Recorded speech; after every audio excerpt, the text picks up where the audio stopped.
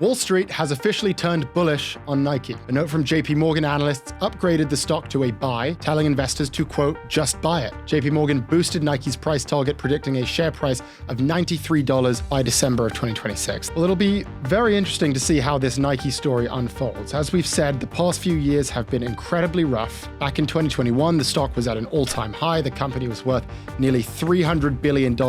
Since then, the stock's been more than cut in half. So when John Donahoe stepped down as CEO and Elliott Hill, the former Nike exec, took over, the idea was that Elliott would bring the company back to its roots, that he would focus on the things that made Nike great. And that was a big piece of why Scott became bullish on Nike back in October of last year. This was part of Scott's fallen angel thesis, this idea that these once iconic companies, not just Nike, but also Intel, Disney, Estee Lauder, that those companies whose stocks had gotten battered in recent years would rediscover their roots and return to a valuation that more accurately reflected their iconic status in American culture, which as of the beginning of this year, they certainly didn't. That was the thesis, at least. Well, it would appear that it might be beginning to materialize. Major banks are now upgrading the stock, and despite this massive tariff exposure, Nike shares are up 8% year to date. So is 2025 the year that the fallen angels rise up again? Well, if sentiment towards Nike, our original angel, is any indication, it would seem that a comeback is underway.